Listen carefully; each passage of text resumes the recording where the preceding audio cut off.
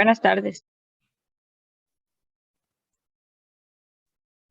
Bienvenidas y bienvenidos.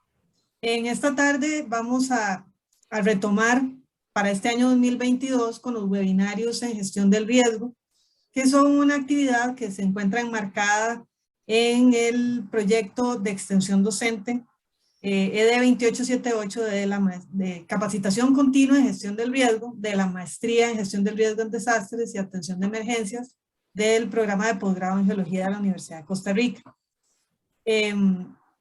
La tarde de hoy tenemos un invitado especial, el máster Carlos Picado, y en este momento le voy a ceder la palabra a la máster Katia Medina, quien se encargará de presentar al charlista y de moderar la actividad. Bienvenidas y bienvenidos nuevamente.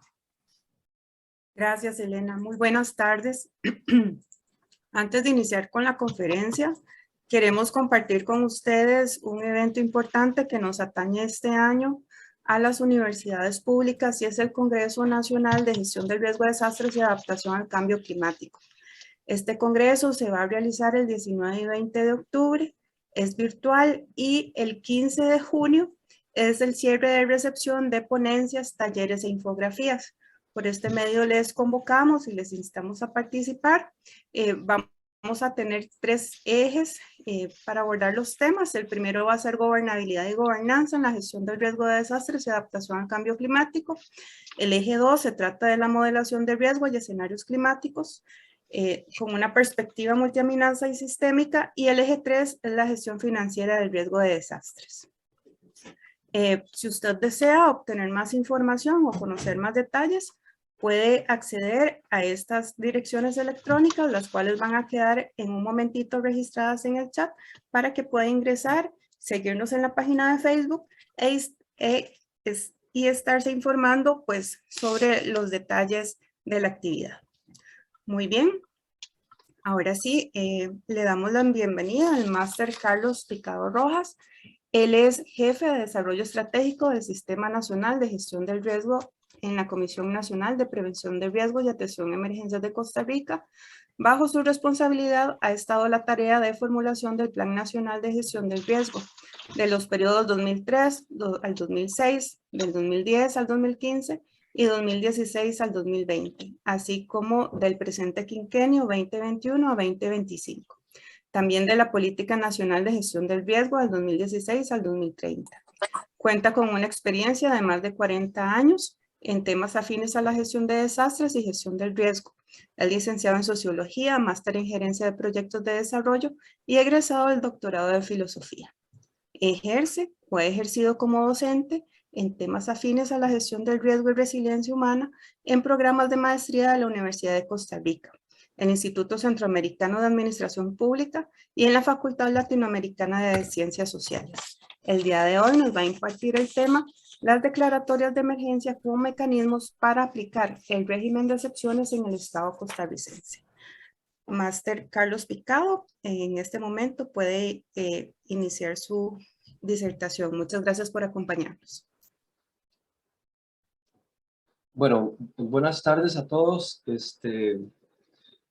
Primero que nada, agradecer siempre a la maestría y a la Universidad de Costa Rica que logramos estos espacios para discutir de temas que por una u otra razón se vuelven importantes. Y quiero decir eso justamente en el contexto de cuando ocurre. Carlos, no te escuchamos. No, sí se escucha. Sí se escucha, Katia. Sí. Pero en todo caso, voy a pasarme un micrófono. Sí se escucha correctamente. ¿Me oyen bien?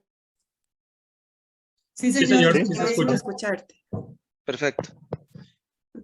Gracias. No, que decía que agradecer siempre que la maestría da el espacio para hablar de estos temas que en ciertos momentos resultan de relevancia. Y bueno, hay que señalar que en la coyuntura del cambio de administración el tema tomó alguna relevancia por el tema de las declaratorias de emergencia, de la declaratoria de emergencia que se ha emitido.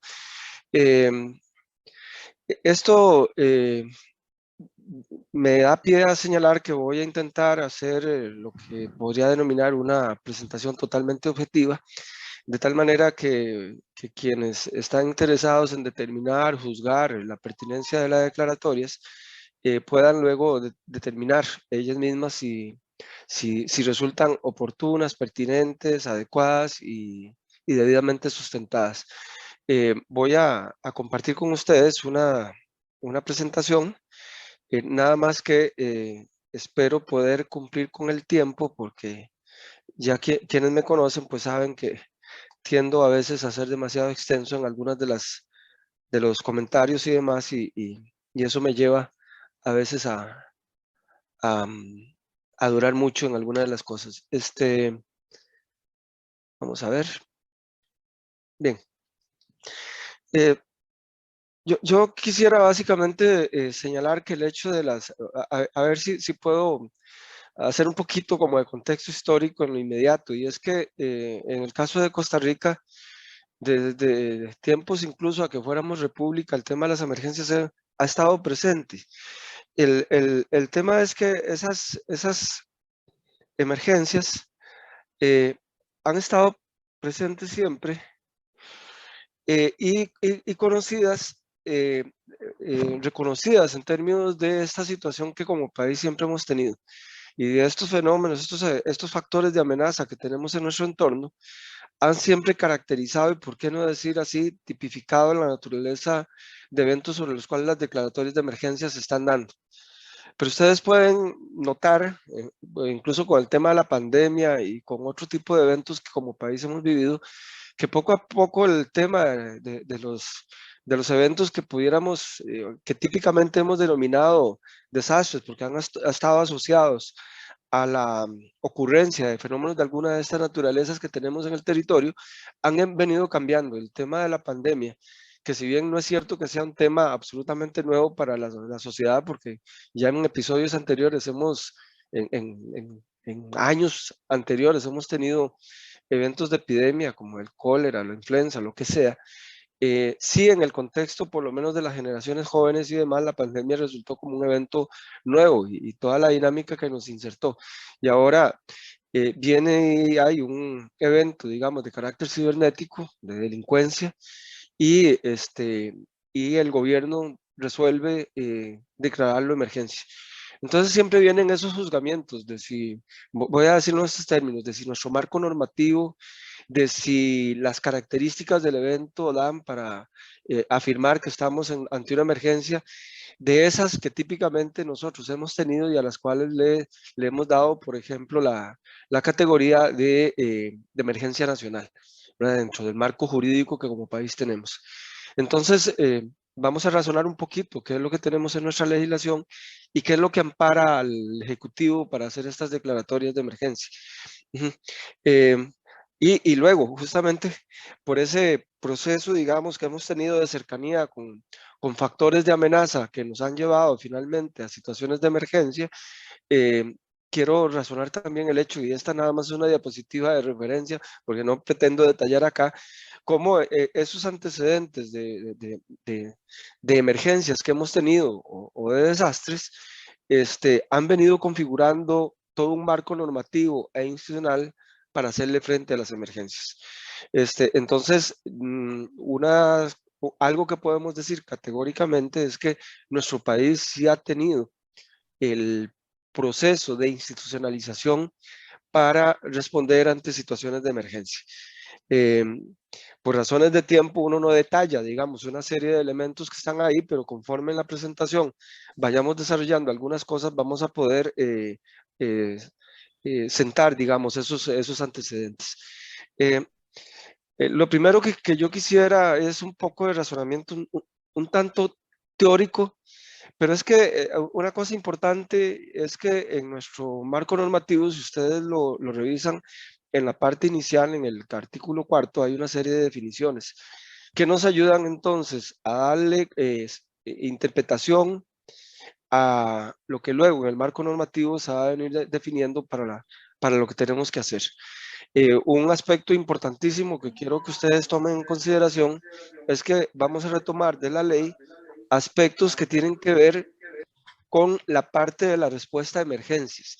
No vamos a trabajar aspectos relacionados con el tema de manejo de riesgo y factores causales, sino que los vamos a concretar en el espectro, dentro del espectro de lo que es la gestión del riesgo, en lo que tiene que ver con la respuesta a emergencias. Y aquí también una acotación importante para quienes, como parte de esta maestría, han venido entendiendo las definiciones que hay, por ejemplo, sobre el concepto de riesgo y gestión de riesgo. Típicamente el concepto de gestión de riesgo apunta a gestionar lo que se denominan como las causas. La palabra riesgo es una categoría que en realidad lo que busca es explicar las causas de eventos como son los desastres, ¿verdad? Y entonces, desde la perspectiva de gestión de riesgo, se señala la necesidad de enfocarse en esas causas. Bueno, pero en una cierta definición que, por ejemplo, bueno, que hemos incluso utilizado en la maestría para definir algunas cosas, hay que recordar aquel planteamiento que yo les mencionaba, que Berian utiliza, donde decía que la palabra riesgo, la categoría riesgo, como categoría científica, busca hacer determinable lo que a primera vista parece indeterminable, ¿lo recuerdan? Pero tiene una parte, les digo siempre, una parte muy morbosa donde dice y que al final se manifiesta diferente a lo esperado. Ese concepto que segundo de la definición que Berian nos da, nos permite entender que en el riesgo siempre hay un factor contingente que nos obliga a reconocer la pertinencia dentro del concepto de gestión de riesgo de resolver el problema cuando el riesgo se manifiesta, porque en el margen de incertidumbre que vamos a tener siempre a la hora de administrar el riesgo, hay factores que no se controlan por más que queramos decir que la ciencia nos va a dar cuenta de absolutamente todo y que la categoría riesgo es una categoría científica. Nos da, digo yo les digo un elemento morboso, pero en realidad lo que nos está dando es el elemento de la contingencia. Entonces, la respuesta a los desastres sigue siendo, incluso en la dinámica, la gestión de riesgo, un concepto pertinente. Y esto lo estoy elaborando básicamente por el hecho de que estamos dentro del marco de un ejercicio académico, de una maestría de gestión de riesgo que tiene que encontrarle razón a las cosas. Entonces, hemos elaborado, digamos, algunas consideraciones sobre el tema y muchas veces hemos discutido que cuál es la diferencia que hay entre un concepto de emergencia y un concepto de desastres. Igual tenemos que utilizar un poco el apoyo, digamos, de la etimología y de la lingüística para poder interpretar algunas de las cosas que aquí están. Por ejemplo, la palabra emergencia, dentro del aporte que nos hace Manuel Seco alrededor de la definición de lo que es la emergencia, nos dice que es un suceso inesperado y creo que todos lo entendemos. La palabra emergencia es emerger, algo que surge de repente y que no esperábamos. Y dice, bueno, y que altera imprevisiblemente la normalidad, que se vuelve alarmante, pero lo más interesante es la segunda parte de este párrafo que dice, pero que parece controlado desde el lenguaje mismo. Y esto me da pie a señalar que normalmente en un sistema social, en un país, en un estado, se generan por razones de la cotidianidad los mecanismos que hacen posible la administración de estos aspectos que llamamos emergencias. Nosotros sabemos y decimos para el caso de Costa Rica que tenemos un sistema de respuesta a emergencias, ¿verdad? E incluso lo podemos entender dentro del margen de lo ordinario, en el que el país necesita esas instituciones y esos organismos de respuesta para dar respuesta a lo cotidiano. Porque si no damos respuesta a un incidente, por pequeño que sea, la suma de esos factores al final del día, cualquiera sea el asunto, va a generar un problema de caos o crisis en un nivel local, en un nivel regional, en un nivel de lo que sea. Entonces, al final del día, la institucionalidad responde y resuelve eso de inmediato. Por supuesto que eventos de carácter menor para la sociedad en su conjunto no deberían ser relevantes si el sistema está operando. Y por supuesto que si es un evento menor para una familia, para una persona, puede ser una situación dramática, terrible, grave, pero aquí estamos hablando de un plano evidentemente societal y por lo tanto estos elementos de emergencia se suponen controlados dentro del marco de la institucionalidad y lo ordinario del país. Cuando hablamos de una situación más grave, normalmente tendemos a calificarla de manera diferente, y es cuando tenemos en nuestro acervo conceptos como catástrofe, calamidad, desastres, etc. Y considerar que todo eso tiene una etimología y podríamos razonar en todo eso. Bueno, en nuestra legislación, la palabra diferente, o sea, las dos palabras, tanto emergencia como desastre, aparecen. Y en el caso de la palabra desastre, la definición que aparece en la ley 8488 es una definición que se enmarca mucho dentro de un enfoque sociológico, planteando como el resultado de un proceso histórico, en donde la situación de desastre es, por decirlo así, la materialización o la manifestación del riesgo en términos de una situación crítica que requiere medidas excepcionales. Diríamos de alguna manera que entonces se podría presentar el concepto de la emergencia como el momento crítico del desastre, ¿verdad?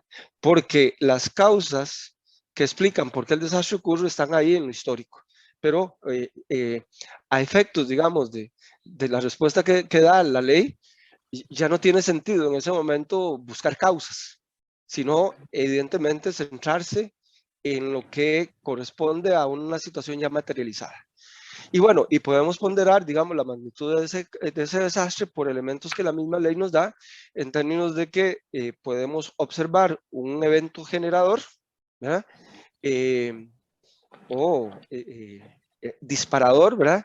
Y luego una serie de manifestaciones que resultan relevantes para nosotros, como el tema de pérdidas de vidas, como la afectación en la salud de la población, incluso en la salud animal, destrucción o pérdida de bienes en la colectividad, y dentro de nuestra legislación, que siempre toma en consideración el elemento ambiental, daños severos en el ambiente.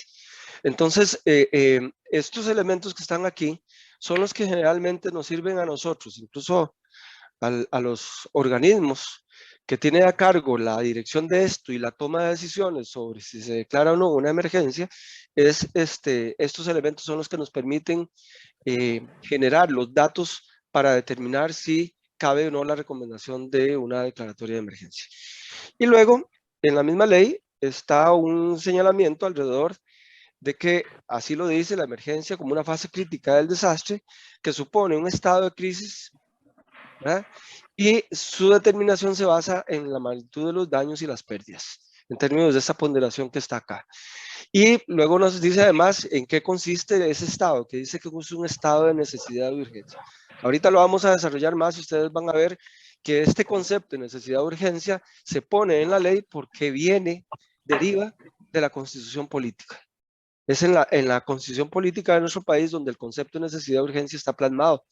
Y vean que dice un estado, y esto es también muy importante, estado de necesidad de urgencia, y como estado de necesidad de urgencia, califica para recurrir a los mecanismos que la Constitución política o al mecanismo que la Constitución política establece para asumir medidas excepcionales obligadas para salvaguardar la vida, bienes, evitar el sufrimiento y atender necesidades de afectados. Luego, en la misma ley, viene y dice que la atención en la misma definición, que la atención de este estado de necesidad de urgencia puede ser abordado mediante fases progresivas. Ahí en la ley nos metimos en una definición de fases por culpa de un magistrado de la Sala Constitucional que emitió un voto y que señaló cuáles eran las fases de atención. Sin embargo, quienes acá hemos discutido de esto, y digo acá porque sé que en el auditorio hay gente con la que hemos tenido esta discusión, es atrevido que en el marco normativo se definan unas determinadas fases, cuando en realidad las fases de atención de una emergencia siempre van a estar definidas por la naturaleza del evento que tengamos. Y yo pongo, por ejemplo, en lo inmediato el tema de cómo ha sido abordado la pandemia. Porque típicamente, por ejemplo, un concepto de fases de atención, cuando hablamos de reconstrucción, y en nuestra misma legislación está así, está muy abordado desde la perspectiva de pérdidas que se dan o daños que deben ser reconstruidos, y fundamentalmente un concepto de infraestructura. Y con la pandemia, pues evidentemente no hay una afectación de infraestructura, ¿verdad? Sino de salud humana.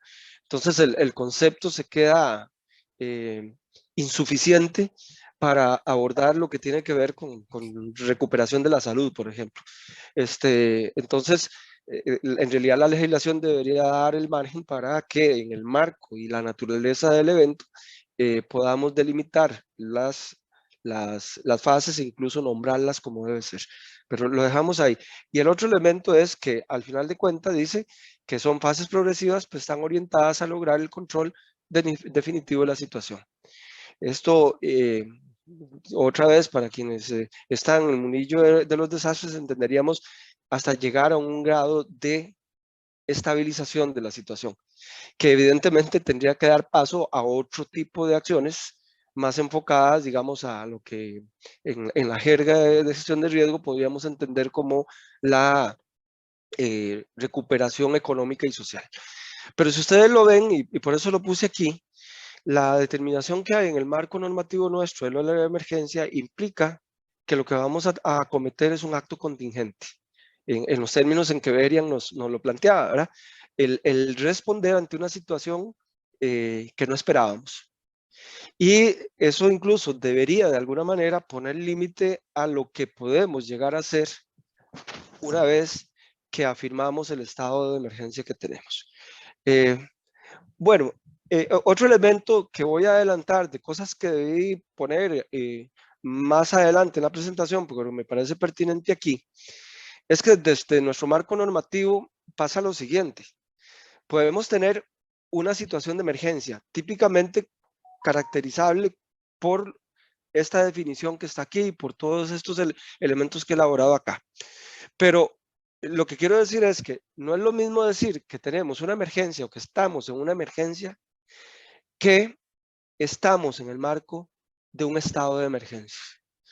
Porque para que aplique el marco normativo, no basta que haya una emergencia, sino que la emergencia hay que declararla. Hay que emitir la declaración. Y eso, lo vamos a ver ahí, es un acto, en este caso, del Poder Ejecutivo. Entonces, vuelvo a decir, no es lo mismo decir que estamos en una situación de emergencia a decir que estamos en un estado de emergencia. Y eso es un acto político porque implica la decisión de declarar el estado de emergencia, el recurso a los mecanismos que permite nuestra normativa. Y aquí está, ¿verdad? Y esto es una definición textual de la ley 8488. Es una declaración del Poder Ejecutivo vía decreto ejecutivo con fundamento en un estado de necesidad de urgencia. Ese que pudimos caracterizar, ocasionado por guerra, conmoción interna y calamidad pública. Ahorita vamos a ver qué es lo que dice la Constitución al respecto. Y esta declaratoria permite gestionar por vía de excepción, ahorita vamos también a ver eso, las acciones y la asignación de recursos necesarios para atender la emergencia, de conformidad con el artículo 180 de la Constitución, que es donde está. Entonces, justamente en ese contexto, como les digo, tenemos la Constitución política, tenemos el marco de ley, y a efectos de interpretación y de alcance, tenemos los votos de la Sala Constitucional alrededor de todo lo que esto ha significado. Y ahorita les digo por qué la Sala tuvo que meterse a delimitar esos campos de acción. Esto es lo que dice la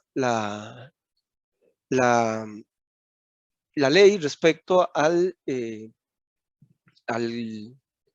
la Constitución respecto al tema este.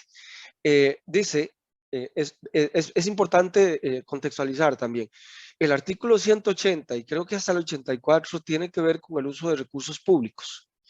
Y es la parte de la Constitución que tiene que ver, que pone las reglas bajo las cuales los funcionarios públicos utilizamos los fondos que nos asignan. Y la regla es muy fácil, es la regla del presupuesto. Y ustedes lo saben que si en el presupuesto está delimitado que el dinero es para un fin, ese fin no puede ser cambiado porque estamos cometiendo un delito. Y hay cantidad de figuras jurídicas con las cuales calificar la naturaleza de delitos que cometemos en esos distintos actos.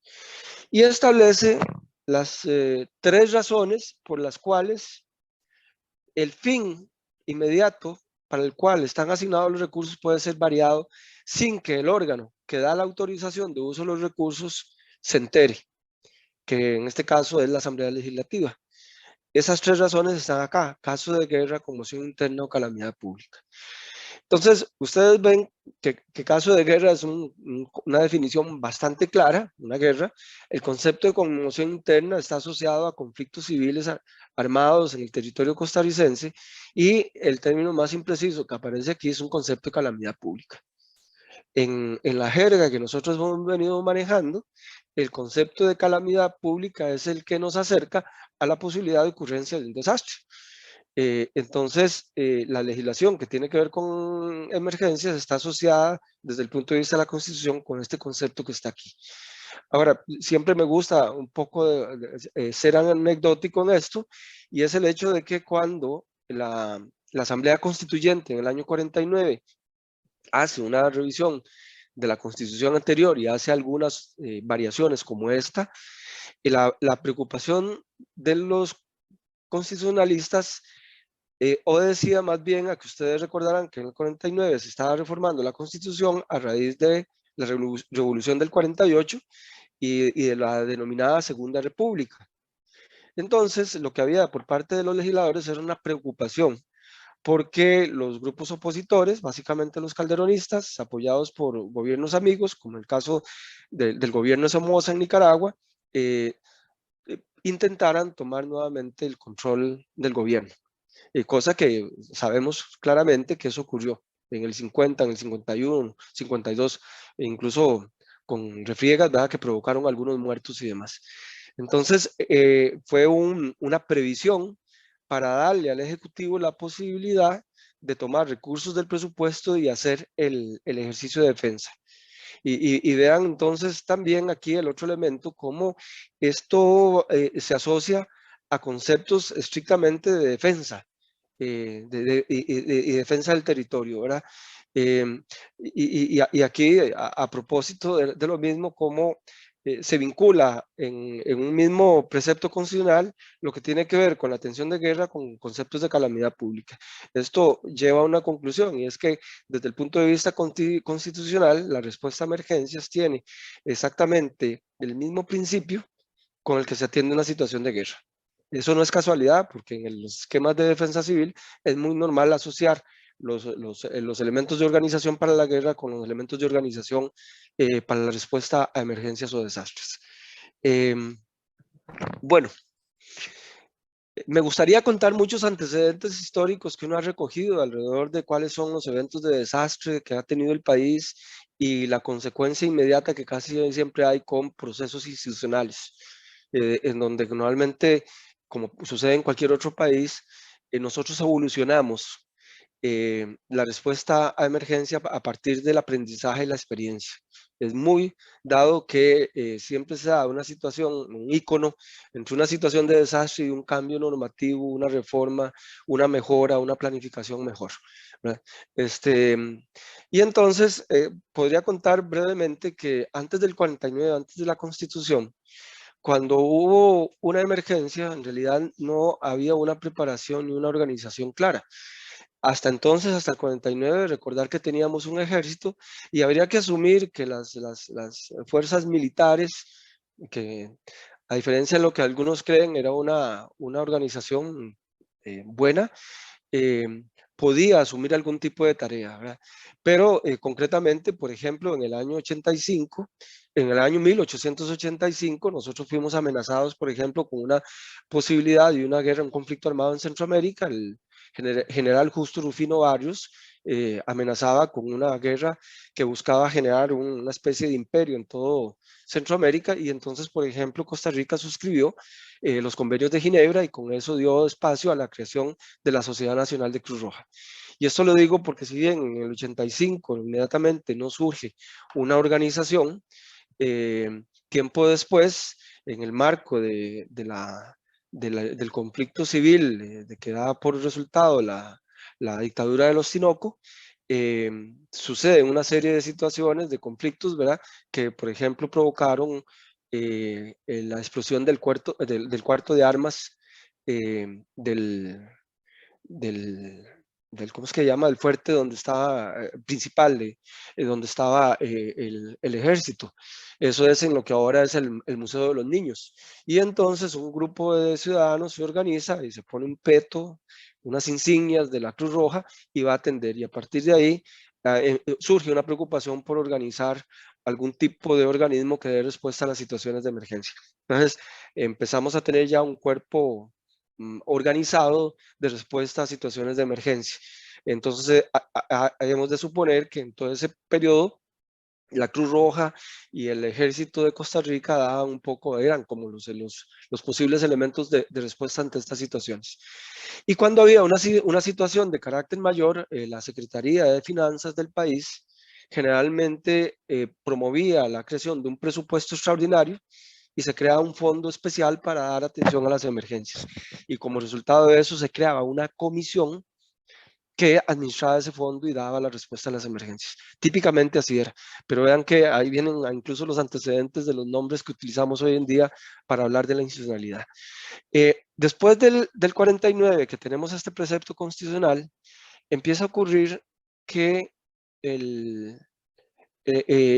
como tenemos el precepto constitucional del mecanismo de excepción, la Asamblea Legislativa, los legisladores, los diputados, son los que toman la iniciativa de emitir declaratorias de emergencia. Aunque en la Constitución decía que el Poder Ejecutivo podía variar, en realidad se convirtió en un acto de la Asamblea Legislativa. Y lo que estaba de por medio era la ausencia de una ley que regulara cómo es que se procedía. Esto que están aquí, justamente por el tema de los elementos icónicos, son dos eventos importantes que dan pie a discutir la necesidad de una ley. Primero, el volcán Irazú, que hace erupción en el año 63 y que fue uno de esos eventos que duró mucho tiempo, como 3 años.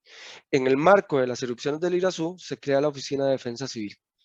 Interesante que se cree una Oficina de Defensa Civil en un país en donde no hay ejército. Entonces, la Oficina de Defensa Civil quedó adscrita a Casa Presidencial y desde ahí a la oficina se le asignó recursos para atender la emergencia. Y esa oficina, entre muchas cosas que hizo en términos de obras, también generó los primeros esquemas de organización local con comités de defensa civil. E igual, me podría poner aquí anecdótico con algunas de las cosas que hacían estos organismos, pero no hay tiempo. Y posteriormente está la erupción del volcán Arenal en el año 68. Esto da pie, condiciones, conciencia, motivación para la formulación de la ley 4374 en el año 69. Y dentro de varias cosas que tiene esta ley, lo relevante para esta exposición son 3 elementos importantes. Uno, mediante decreto, como lo vimos en una filmina anterior, crea el mecanismo mediante el cual se accede a la aplicación del régimen de excepción, que es mediante una declaratoria de emergencia. Es decir, mediante un decreto ejecutivo se establece la declaratoria de emergencia y con eso se accede al mecanismo de excepción. Lo segundo es que crea el Fondo Especial de Emergencia. Hoy en día el Fondo Nacional de Emergencia. Y luego crea la Comisión Nacional de Emergencia, pero hay que también clarificar, no es una institución. Lo que crea es una comisión de ministros que tiene a cargo la administración del fondo, ¿verdad? Y a ellos les da la tarea de que cuando hay una situación de emergencia, elaborar un plan de emergencia, ni siquiera se llamaba plan de emergencia, se llamaba plan regulador de la emergencia, y para poder asignar los recursos que fueran necesarios. Vean que de alguna manera, en lo que corresponde a respuesta a emergencias, la ley es del 69, hemos hecho varias reformas a la ley y estos elementos siguen vigentes, como los que proceden para atender situaciones de emergencia mayores. Pero se da una circunstancia que voy a detallar a continuación, pero antes me interesa que ustedes observen lo siguiente. La declaratoria de emergencia que permite el recurso al régimen de excepción se empieza a observar desde la dimensión política como una alternativa para facilitar el uso de recursos públicos para el desarrollo de obra pública. No teniendo, porque es un mecanismo de excepción, mecanismo de excepción que a las reglas que se aplican para la ejecución de los recursos del Estado. Entonces, habiendo una declaratoria de emergencia, el mecanismo de excepción significa que me quedo al margen del control que en la Constitución está establecido, deben desarrollar algunos organismos fiscalizadores. Entonces, el recurso a una declaratoria de emergencia me permite acceder a recursos y liberarme del control de la fiscalización que ejercen diversos organismos. Entonces, desde el punto de vista, bueno, y por supuesto, entonces, deberíamos asumir, siendo bien intencionados y bien pensados, que eso va a permitir mucho más agilidad en la ejecución de las obras. Entonces, entenderán ustedes que desde el punto de vista político es muy propicio recurrir a la declaratoria de emergencia para poder ser ágil. Entonces, cuando cualquier administración llega y determina la necesidad de hacer de manera rápida, urgente, una determinada obra, una determinada acción, pues afirma, es fácil afirmar la necesidad de la declaratoria de estado de emergencia, que evidentemente se hace argumentando que existe una emergencia. Entonces, todo esto que está aquí, que son una lista grande de cosas que han sido declaradas emergencia nacional en el pasado, aquí tengo algunos de antecedentes, permiten observar que posiblemente, ninguno de estos que están acá eran o tenían las condiciones para poder emitirlas como una declaratoria de emergencia. Igual, pero voy a decir, pero si revisamos, parecen que son emergencias. Vean, por ejemplo, la crisis ocasionada por deficiencias en el abastecimiento de agua en el Cantón Central de Cartago. Declaratoria de emergencia en Limón y Cartago, pero en Limón, Cartago y San José por brote epidémico de poliomielitis. Aquí estoy escogiendo cualquiera, aquí una bien interesante, autorizar, anticipar vacaciones de Semana Santa por emergencia nacional. Yo me dediqué a buscar los antecedentes de esto. Teníamos un periodo de sequía y hay que recordar que en el año 79 había mucha gente que todavía tenía vínculos con familia del área de la zona rural y entonces había un serio problema de déficit de agua para el consumo humano en San José. Entonces decidieron declarar vacaciones, por declaratoria de emergencia, vacaciones anticipadas para que quienes tenían la oportunidad pudieran irse a la zona rural, donde entonces el problema se minimizaba. Y así, pero ya vemos otras cosas que se vuelven un poquito más complicadas de sustentar. El problema del registro nacional, en particular del registro público de la propiedad de vehículos motorizados. O esta que está aquí, declarada emergencia nacional por no tener presupuesto autorizado. Entonces podemos ver que en general son declaratorias que hacen alusión a situaciones de emergencia por problemas de planificación, ¿cómo es que llama? De ineficiencia, o diríamos también de incumplimiento de deberes, ¿verdad? De falta de planificación.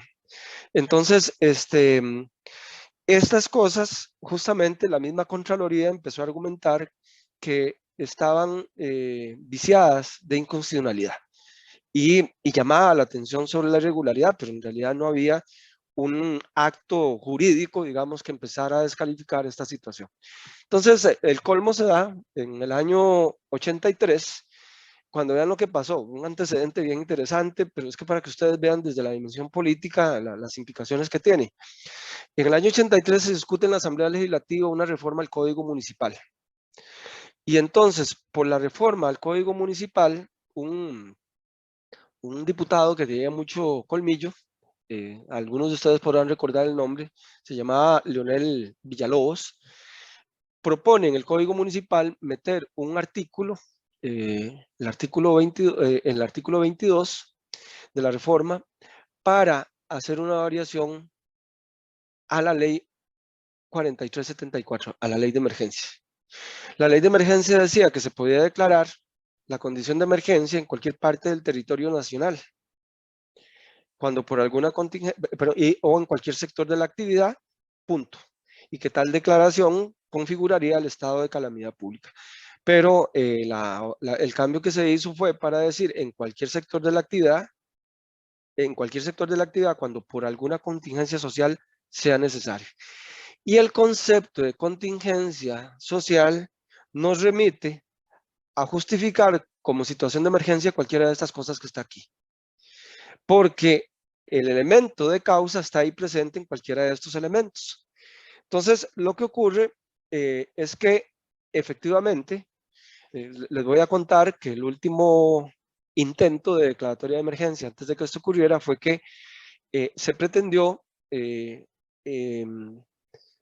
declarar emergencia nacional la construcción del puente sobre el río Tempisque, lo que hoy en día conocemos como el Puente de la Amistad, que creo que ya todos hemos pasado por ahí y que sabemos que terminó siendo construido hasta muy recientemente.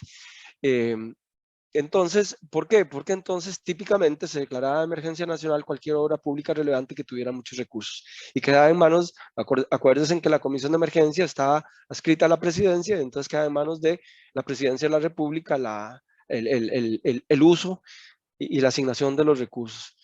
Entonces,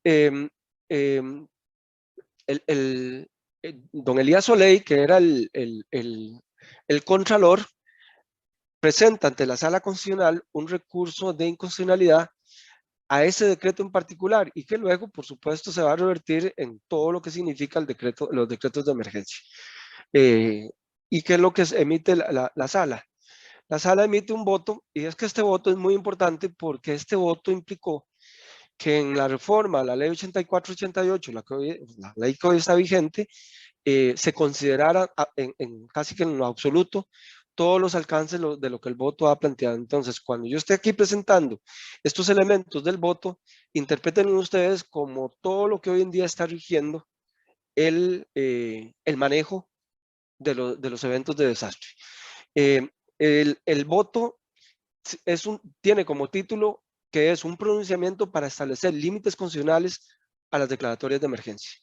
Entonces, contado por el magistrado que tuvo a cargo la redacción del voto, dijeron que para poder hacer la interpretación y entender la lógica de esto, lo que hicieron fue recurrir a las actas de la Asamblea Legislativa, a las actas de la Constituyente del 49 para entender qué era lo que querían decir. Entonces, vamos a tratar de hacer un resumen y por supuesto voy a tomar algunos extractos de lo que el voto tiene y muy interesante porque si ustedes vieron una de las diapositivas, señalo que hay otros votos, pero todos los votos derivan en sus interpretaciones de lo que en su fundamento dice el voto 3410. Entonces, nos va a decir lo siguiente, que la conmoción interna, la guerra, la calamidad pública son excepciones al principio de fuerza restrictiva del presupuesto. ¿Se acuerdan que estamos obligados a cumplir con las reglas del presupuesto? Y que representan esto un límite infranqueable para el uso y disposición de recursos públicos. Y que la excepción es un elemento que está en la Constitución como posibilidad de modificar el uso que los recursos tienen por la necesidad de atender gastos imprevistos originados en la urgencia. Aquí hago una observación de que ustedes pueden notar y posiblemente sentirnos un poquito desanimados con el hecho de ver que el manejo de las emergencias está sustentado en un tema de uso de recursos. No está en una parte de la Constitución que tenga que ver con asegurar la vida o cualquier otra cosa, ¿verdad? Un poquito más humanitaria. Tiene que ver con manejo de recursos. Ahorita vamos a ver cómo incluso la sala resuelve ese tema. Y bueno, aquí no voy a pretender ser abogado. Voy a utilizar las palabras más coloquiales que pueda para esto. No soy abogado. Pero como hemos estado tan de cerca en todo este proceso, pues las interpretaciones caben, ¿verdad? El concepto de calamidad pública que aparece, esa definición tan precisa, la interpreta los magistrados de la sala desde dos perspectivas, desde el derecho público y desde el derecho penal. Y desde el derecho público se toma el concepto de estado de necesidad de urgencia. Entendido como que en determinadas situaciones, un bien jurídico débil, en este caso, la conservación del orden normal de las competencias legislativas, competencias que es dictar leyes, deben ceder ante un bien jurídico más fuerte. Y vean qué interesante, porque uno viene y puede afirmar, un bien jurídico fuertísimo es el tema del derecho a la vida, pero vea cómo lo plantean en la sala, la conservación de un orden jurídico social que en ocasiones puede no esperar a que se tramite y apruebe una ley. Una ley, recuerden que el presupuesto se emite por ley. Y entonces, vean qué interesante, por lo que está prevaleciendo aquí es el tema de la conservación del orden jurídico, del orden constitucional, del orden social. Al fin de cuentas, la preocupación por el manejo de los desastres recala en un tema de preocupación por la seguridad nacional y por el orden social. Y el tema que resulta bien interesante en este enfoque es que entonces se da la facultad, se afirma la facultad de romper con ese orden jurídico, el orden jurídico que ha permitido toda la construcción de las leyes y que nos regula a nosotros en nuestras relaciones, en la relación del Estado con los ciudadanos, pero con un único fin que aquí está establecido, que es el de preservar ese orden, es violentar el régimen social con la finalidad de protegerlo. Entonces, también hay que entender que pareciera, o sea, uno podría luego afirmar, cosa que aquí no está todavía claro, que esa posible violentación tiene un límite, y es que una vez que se restablezca el orden social, hay que volver al estado de normalidad.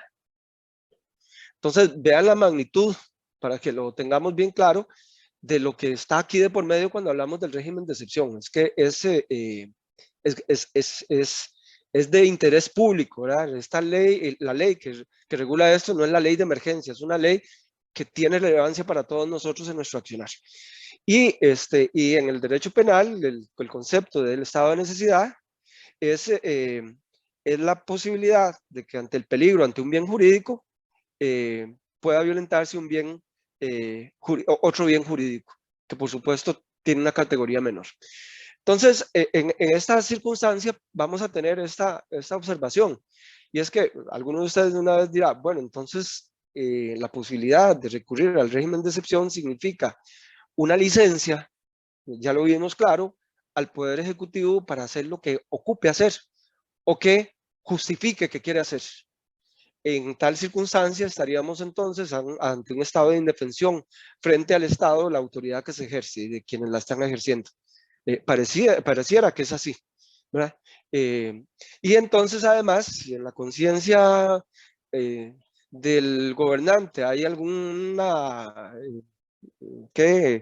vocación un poco autoritaria, afirmaríamos que recurre al decreto de emergencia con la finalidad de imponer su propio criterio respecto a situaciones que ha afirmado son urgentes y que constituyen un estado de emergencia.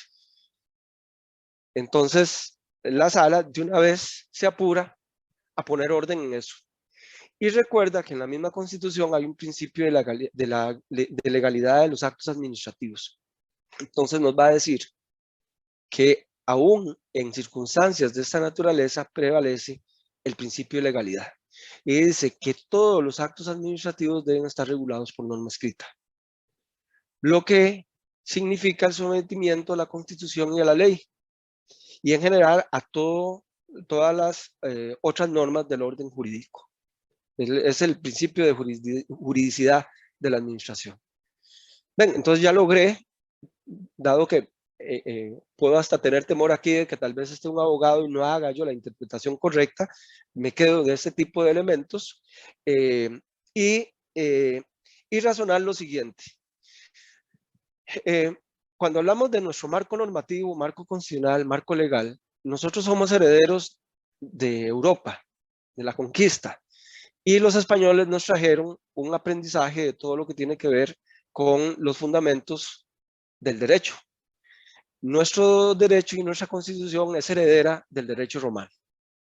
Y en ese sentido, un poco de filosofía del derecho, muy elemental, entonces hay que recordar que el derecho romano está sustentado en argumentos de razón, en la búsqueda de la verdad y la razón.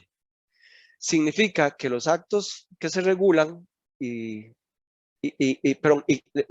las actuaciones que derivan de la ley deben estar basadas en un criterio de razonabilidad. Entonces, hasta una declaratoria de emergencia no puede ser originada en una ocurrencia. Porque afirmo que hay una situación de emergencia, recurro al régimen de excepción. Así no va a ser.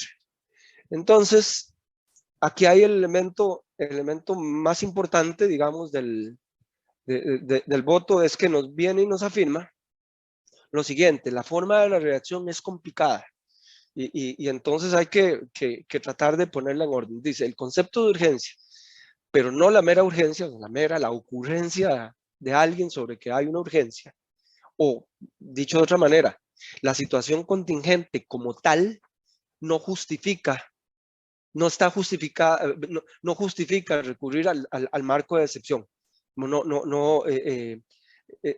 porque está sujeto a ese principio de legalidad, ¿verdad?, que tiene como sustento elementos de razón.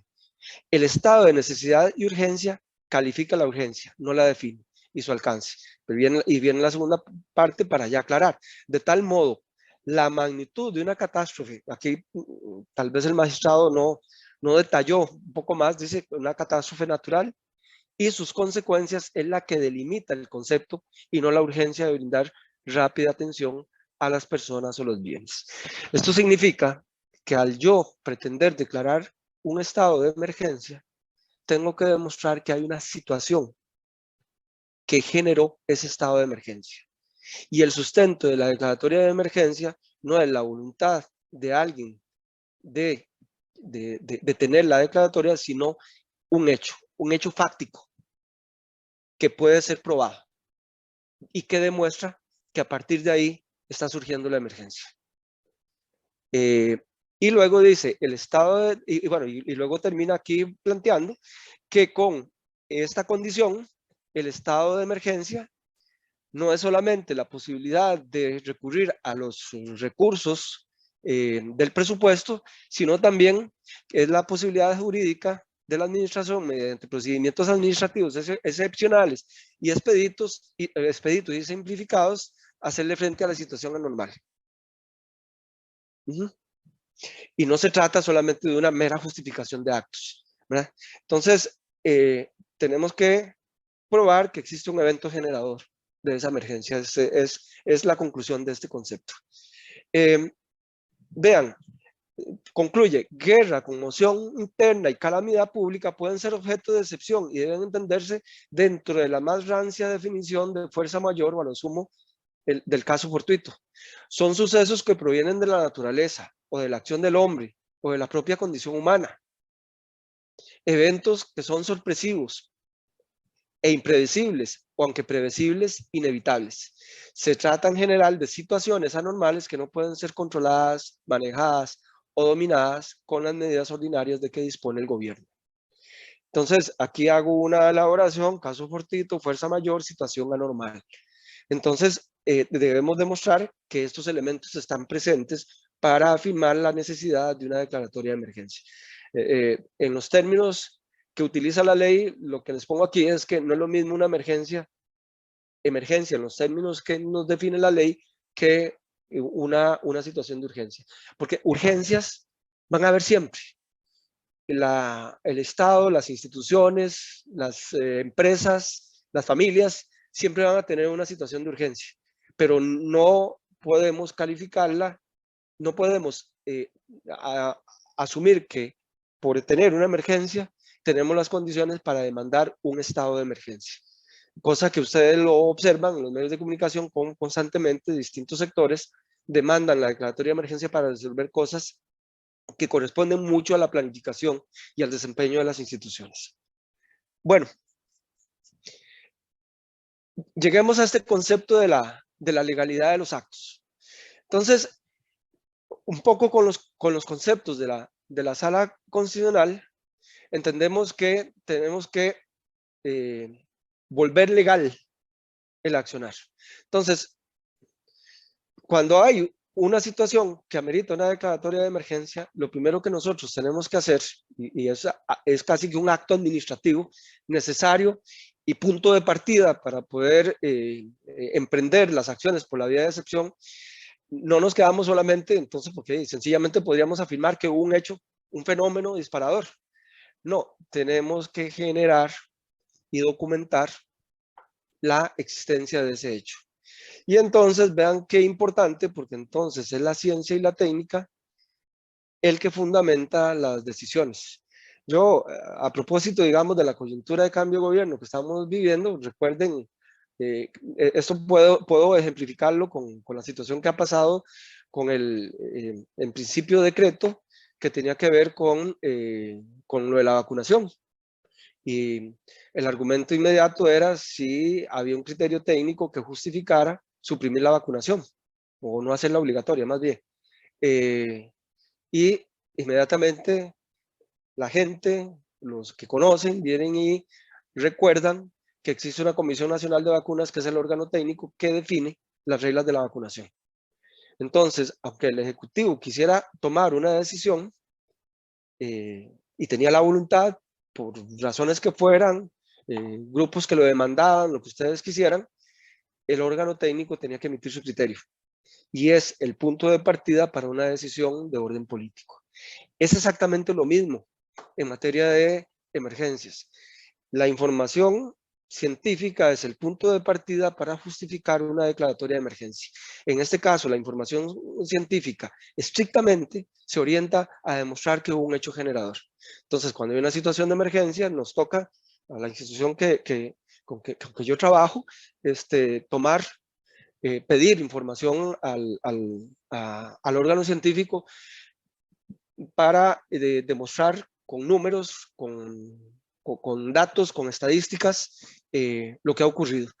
Y esto es bien interesante porque a veces, o sea, y esto significa que no se trata de que tomo la foto para poner en evidencia que hay una situación de emergencia, porque no se trata solamente de decir esto y esto, es que hay que sumar y hay que ponderar cuál es la magnitud de lo que hay de por medio. Pero lo relevante es que para eso tenemos el aporte de la ciencia como punto de referencia del evento generador. Lo otro, entonces, dentro del marco de legalidad, o sea, y para sustentar la legalidad, es demostrar el hecho generador. Eso típicamente lo conocemos nosotros como el nexo de causa, ¿verdad? Y el otro elemento muy importante de cara a las acciones que se emprenden es que la ley, un poco siguiendo la pauta que la sala ha brindado, indica que las acciones necesarias para atender el estado de emergencia deben ser planificadas. Y el instrumento que nos da la ley es el Plan General de Emergencia. Entonces, esto es muy interesante porque cuando se trata de gastar plata en la vía ordinaria, las instituciones, ustedes recordarán que elaboramos un PAO, un POI, como queramos llamarle, y a eso se suscribe el presupuesto. ¿Ok? El Plan General de Emergencia es al régimen de excepción lo que el presupuesto al régimen ordinario. Pero se sustenta en otras reglas, porque lo que busca la declaratoria de emergencia es ser expeditos, ágiles en el proceso de ejecución. Eso significa que toda la normativa que nos rige a nosotros, por ejemplo, bueno, digámoslo así, para gastar la plata, de contratación, de lo que sea, no aplica en situaciones de emergencia, sino que supeditado a la ley, a la ley nacional de emergencia y prevención de riesgos, la Comisión Nacional tiene la responsabilidad de crear la normativa, subordinada obviamente, para decir cómo se procede. Y esto da espacio justamente al concepto que veíamos arriba de que debe estar por norma escrita. Los actos deben estar de previo, perdón, las reglas, digámoslo así, para aplicar el régimen de excepción deben estar escritos y de previo. Esto significa, a diferencia de lo que a veces se cree, que el marco de una emergencia nos da el permiso para improvisar, para ocurrencias o para arbitrariedades. La obligación y la Contraloría en eso nos talla un montón, obliga a que tengamos todos los elementos debidamente reglados, ¿verdad? Los instrumentos, que son distintos reglamentos amparados a la ley, el diseño de protocolos, manuales, guías, procedimientos, lineamientos que se emiten para decir cómo se utilizan los recursos. Hoy en día, incluso en el marco de la ley, tenemos la posibilidad de que en el marco del plan no solamente se incorpora el accionar que va a responder a recursos del fondo de emergencia, sino también se incorporan el accionar de las instituciones con recursos propios, cuya finalidad sea también atender la emergencia.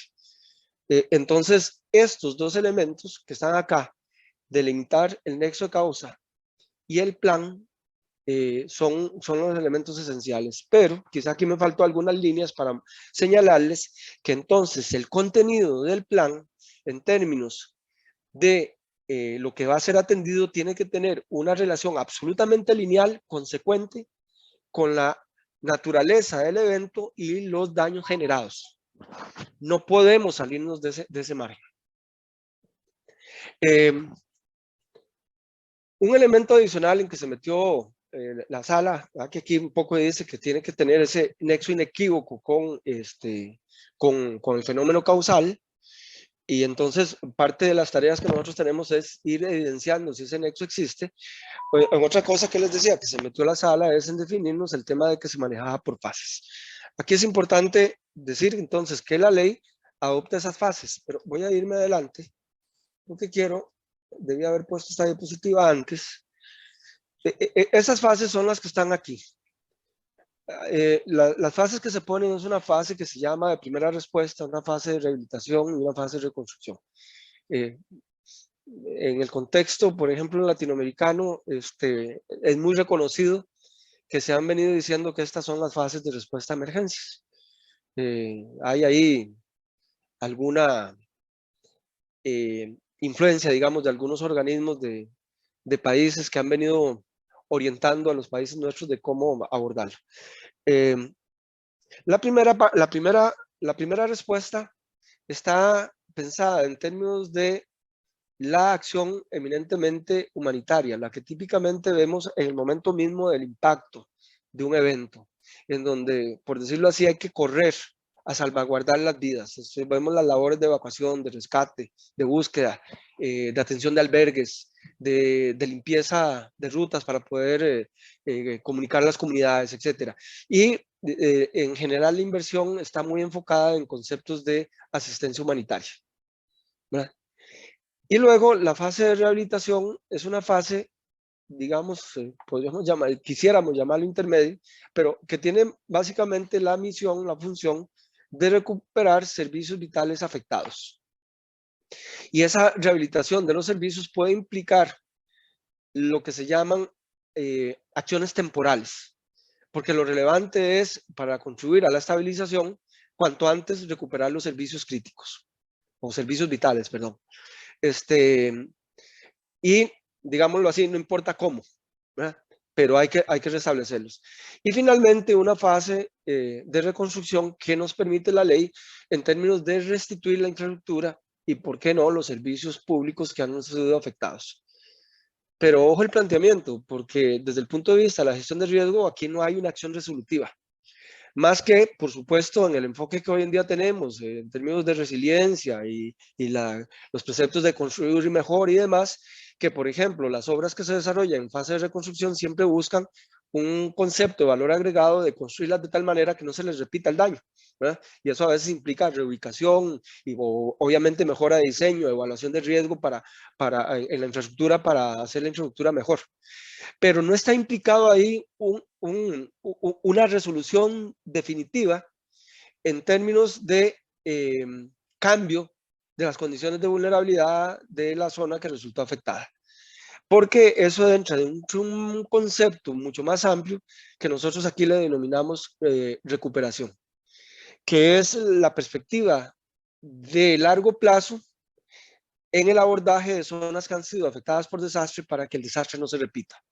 Lo dejo ahí porque evidentemente, digamos, eso no es el tema de esta conversación, pero sí entender que el Plan General de Emergencia tiene límites entendido por lo que hemos visto en las diapositivas anteriores, de que el accionar que faculta la declaratoria de emergencia es un accionar contingente. No se tiene por qué demandar a la respuesta de emergencias la resolución de problemas que venimos arrastrando relacionadas con el tema de desarrollo. No obstante, bien planificadas, las acciones pueden ser un punto de referencia para lo que debe continuar en materia de recuperación definitiva. Creo que me doy a entender, ¿verdad? Entonces, volviendo a esto, la ley lo que tiene es una serie de definiciones donde quizá que lo más importante es aquí donde habla que regula la labor del Estado en las actividades ordinarias en materia de prevención, pero también la actividad extraordinaria del Estado en su conjunto, pero conducido por la Comisión en cuanto a la atención de situaciones de emergencia o desastre. Y la tarea concreta es la de planificar, coordinar, dirigir, controlar las acciones orientadas a resolver necesidades urgentes y los programas y actividades de protección, salvamento y rehabilitación.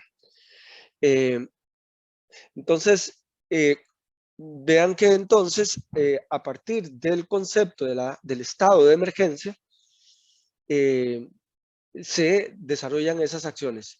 Y voy a reiterar en algunos elementos. La potestad de establecer el estado de emergencia es del Ejecutivo.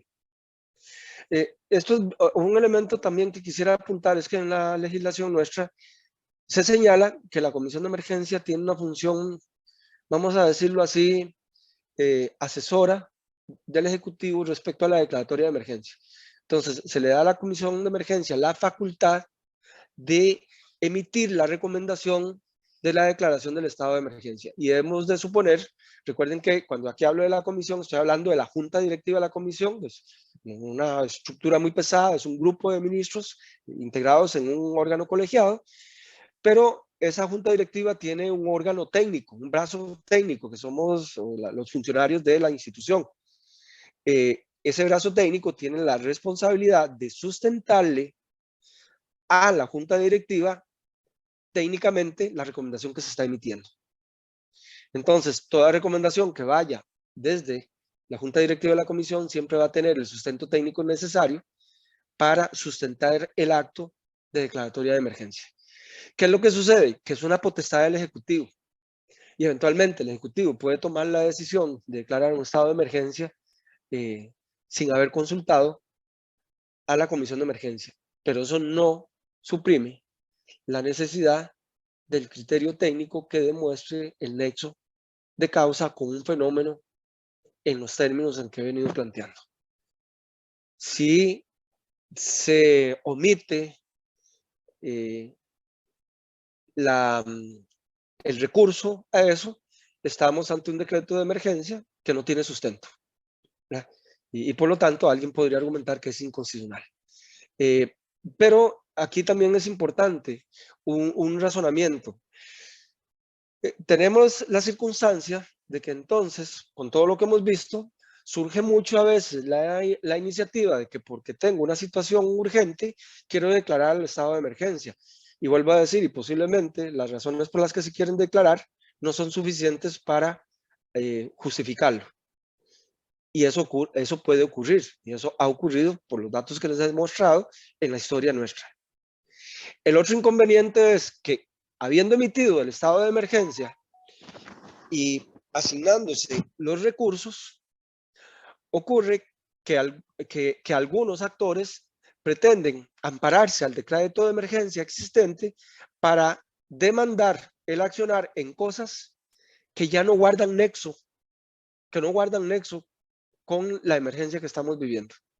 Siempre utilizo ejemplos, ¿verdad? Y uno puede recordar, por ejemplo, una situación de emergencia que se dio, y voy a decir cuál, la del terremoto de Sámara, y estábamos recogiendo el reporte de los daños de las instituciones, ya había mucha gente de instituciones hecho los recorridos para determinar daños, y nos sentíamos muy a gusto con el hecho de que ningún puente se cayó. Y resulta que en el reporte de una municipalidad aparecen 3 puentes dañados.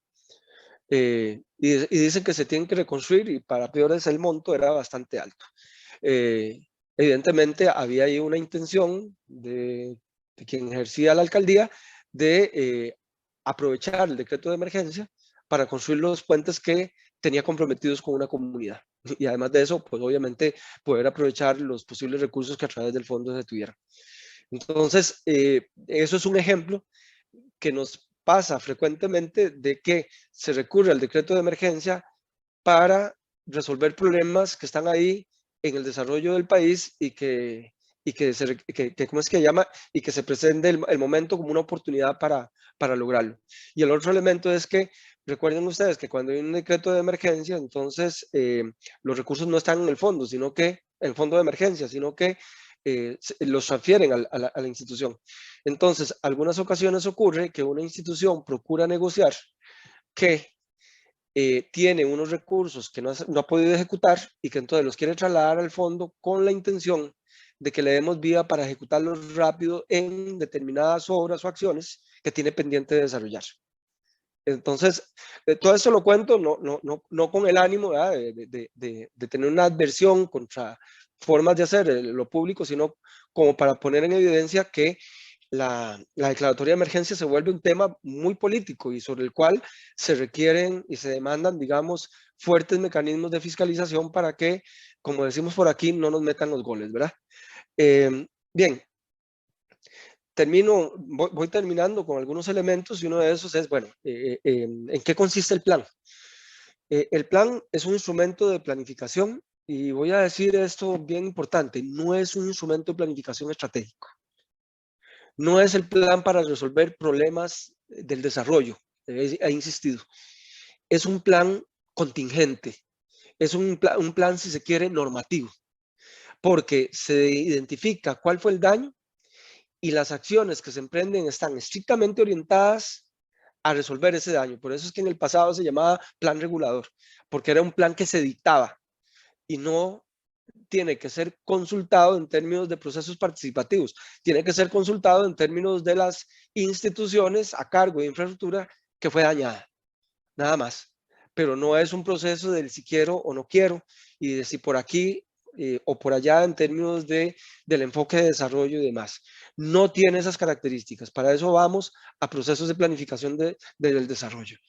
Y consta, básicamente, vean que es importante, un primer capítulo que lo primero que hace en el plan es describir y sustentar el evento de causa.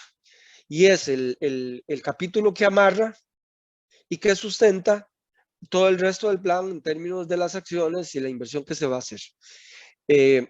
Un segundo capítulo es la evaluación de los daños y la estimación de pérdidas, que de acuerdo a como dice la legislación tiene que estar desglosado por cantón y por sector.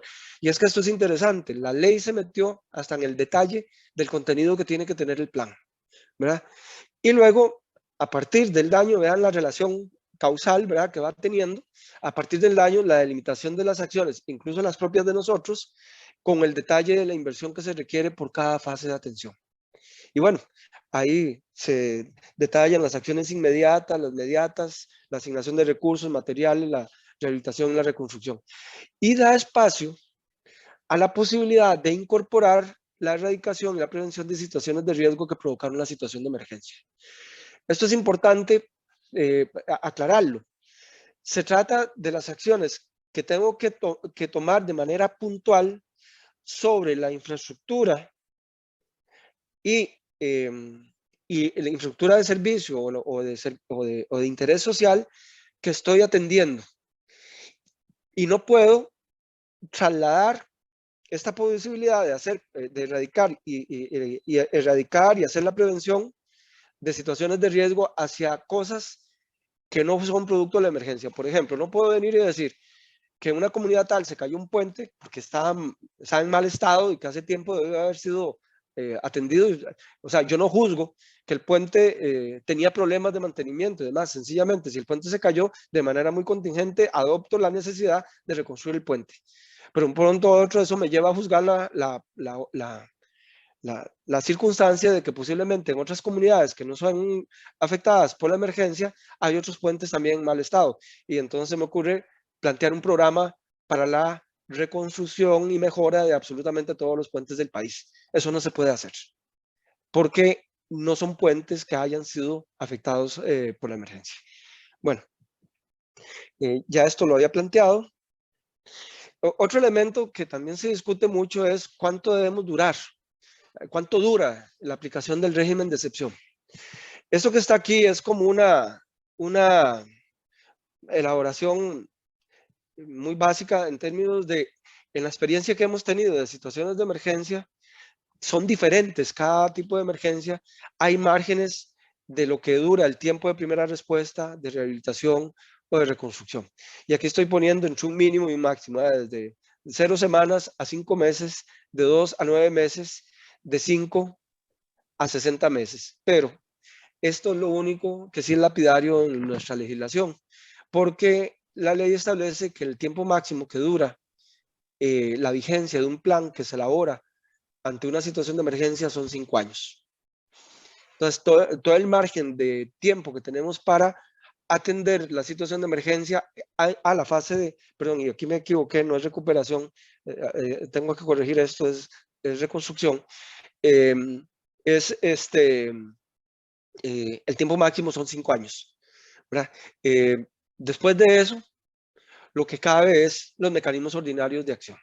Y por eso aquí pongo por debajo de eso el tema de que después de eso, si queremos pensar el enfoque de recuperación, si lo pudiéramos pensar, si se nos diera el espacio, deberíamos trabajar un instrumento adicional de planificación, un instrumento estratégico que hable de la recuperación de una zona afectada por desastre.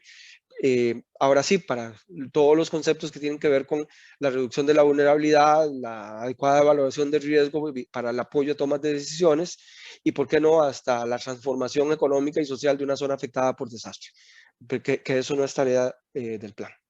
Bueno, aquí está, nada más es un mecanismo, digamos, del procedimiento que se sigue desde el momento en que se hace la declaratoria de emergencia hasta que se elabora el plan y los procesos de aprobación del plan, la asignación de los recursos y demás. Termino con una diapositiva última, estableciendo que entonces el proceso de respuesta a emergencia es, si se quiere, un proceso de corto y mediano plazo, porque los 5 años podemos definirlo como de mediano plazo. Y que se remite a acciones contingentes que tienen la finalidad de controlar la situación. Y lo que ya he dicho, la recuperación implica un proceso más planificado, más de largo plazo, incluso donde se discute el enfoque de inversión pública que vamos a tener, los apoyos y demás, donde se priorizan grupos de interés, donde se dan las orientaciones, si quieren, de metas macroeconómicas en la zona afectada, etcétera. Y entonces decir, evidentemente, que eso es elemento de otra planificación. Bueno, hasta ahí lo dejo, la presentación.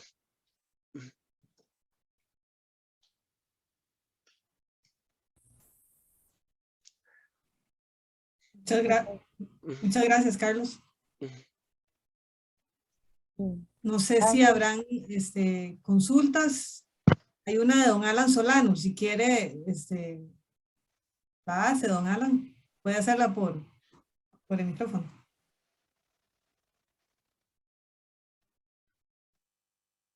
Ah, bueno, ahí la puso. Voy a leerla yo. Con la emergencia Tormenta Nate se declaró en la Gaceta estado de emergencia, pero la Municipalidad de Alajuelita nunca solicitó cooperación con la CNEPC, a que había una comunidad aislada. ¿Cómo se puede presionar? Bueno, tengo que decir que el Plan General de Emergencia por Nate ya está pronto a vencer, ¿verdad? Entonces, es muy inoportuno pretender a estas alturas señalar la necesidad de una inversión producto de la tormenta Nate. ¿Qué es lo que ocurre? Que eso, por razones del tiempo, digamos, no lo desarrollé. Digamos, no lo consideraba pertinente tratarlo acá, pero una vez que se da el estado de emergencia, se sigue el proceso, ¿verdad? Y dije, se identifica cuál es el evento causal y luego se elabora de manera lineal, ¿verdad? En un razonamiento de que es producto de eso, el levantamiento de la información de los daños y pérdidas. eso no lo hace la institución, no lo hacemos nosotros, sino que lo hacen las instituciones públicas que tienen competencia en la infraestructura que resultó dañada. Y en este país hay instituciones para toda la infraestructura y para todos los ámbitos donde el daño ocurrió. Y entonces, si es una comunidad, una municipalidad tiene que hacer el reporte. Entonces, aquí le traslado la responsabilidad. Bueno, primero, habrá que determinar si producto de la tormenta Nate, el cantón de Alajuelita fue considerado dentro del territorio que formaba parte de la declaratoria de emergencia, y a partir de eso, entonces podríamos alegar que hubo una omisión de parte de la municipalidad de Alajuelita de hacer el reporte. Pero esto es bien importante porque justamente en aras de cuidar la veracidad de los reportes, nuestra institucionalidad asigna la responsabilidad a un órgano que debe hacer un reporte oficial. Y es que les voy a contar, en el pasado había una situación de emergencia y se iba alguna autoridad de gobierno o de la comisión a la zona afectada y nos volvía con algún apunte en algún papelito que se había encontrado sobre un daño, a veces con una fotografía, y nos decía, meta esto en el plan. Y entonces esto ni siquiera decía en qué lugar era, ni cuánta inversión se requería, ni cuál fue la naturaleza del daño, ¿verdad? Entonces había que hacer un enorme esfuerzo para determinar si realmente estaba asociado a la emergencia, ¿verdad? Entonces, hoy en día tenemos, a propósito de la formalidad de las cosas, una serie de procedimientos, herramientas y demás que nos permiten, que buscan garantizar que la información sea fidedigna. Entonces, aquí lo que le puedo decir es responsabilidad de la municipalidad lo que dejó de reportarse en el plan.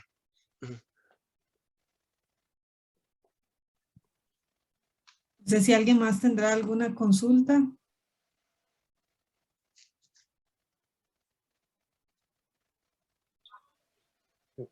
Para ampliar la consulta. Sí, adelante. Don Carlos, le habla Lanzolano del Cantón de Alajuelita. En el caso de la tormenta Nate, sí, va a cumplir 5 años, pero en el caso del plan de emergencia, en la etapa de recuperación, en el caso de obras civiles, se han atrasado por la emergencia del COVID. Entonces las obras civiles se han atrasado por falta de presupuesto.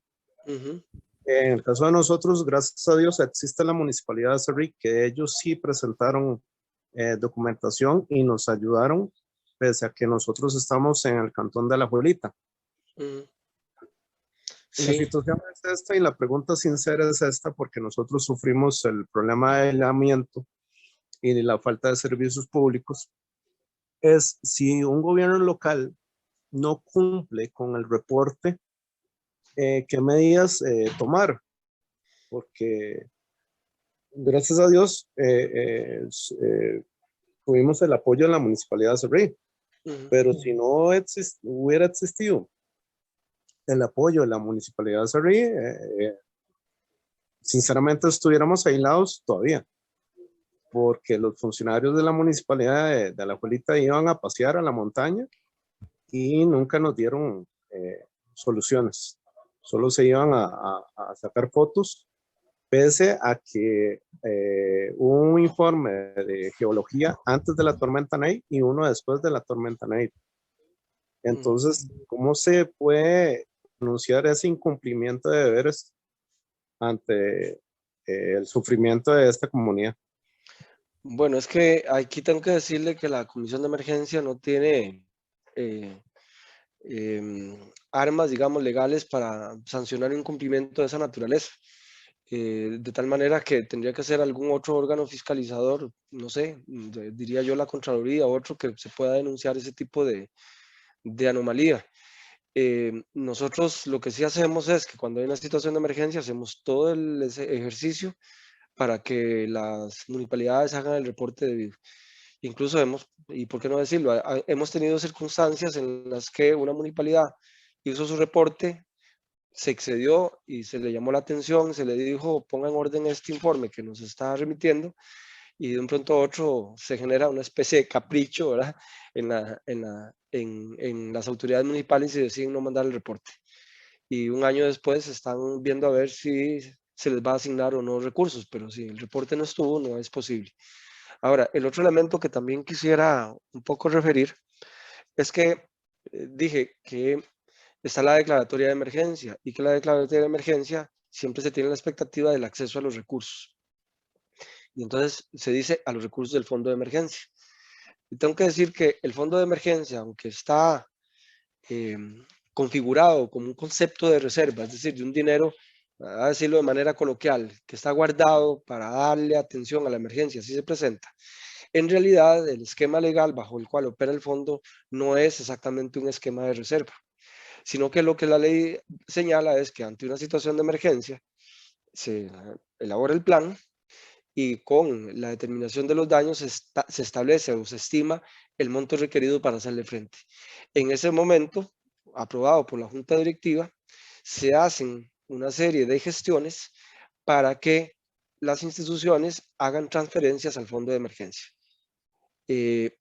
Y ahí encontramos a veces una serie de límites que conforme ha pasado el tiempo y cuando el Estado costarricense está en una situación fiscal muy grave, entenderán ustedes que la totalidad de los recursos que se ocupan para atender la emergencia no siempre llegan al fondo de emergencia.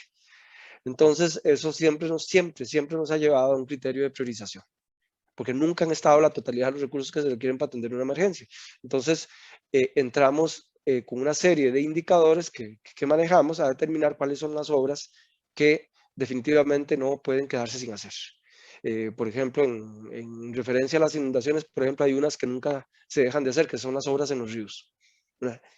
Y luego vamos estableciendo algunos otros criterios que tienen que ver con cantidad de beneficiarios, con sensibilidad de los sectores productivos, etcétera, para ir determinando lo que se termina lo que se termina ejecutando, ¿verdad? Y no siempre alcanza para todo. Y esa es la realidad de nuestro entorno. Antes había como más holgura en eso, pero conforme va pasando el tiempo y en este momento uno dice, con la situación fiscal del país, ojalá no tengamos un evento muy grande, porque el gobierno se vería sumamente limitado a darnos el apoyo que ocupamos.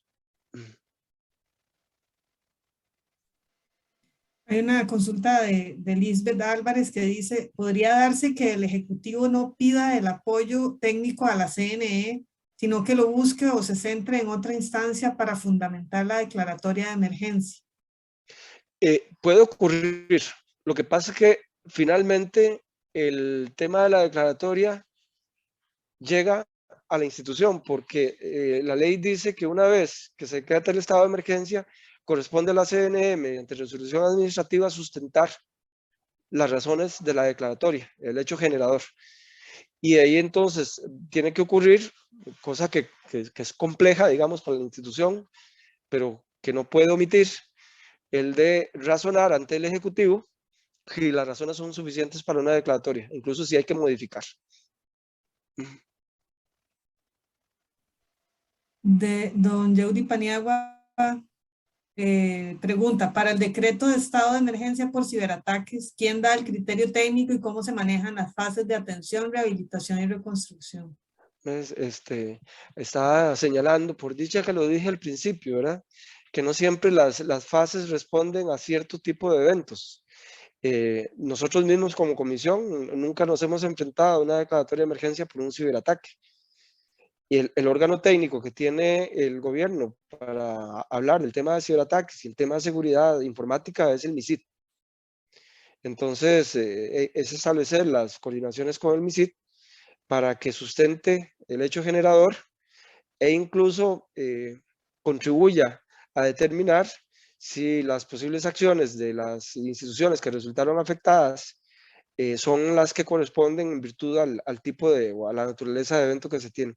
Entonces, esto se vuelve bien interesante porque de acuerdo con la ley, en el marco de una declaratoria de emergencia, la comisión tiene el mando de las acciones, pero indudablemente tenemos que recurrir como brazo técnico al MISIT para que nos oriente respecto a primero, el hecho generador y segundo, la naturaleza de las acciones que se tienen que admitir dentro del marco de la excepcionalidad que permite el decreto.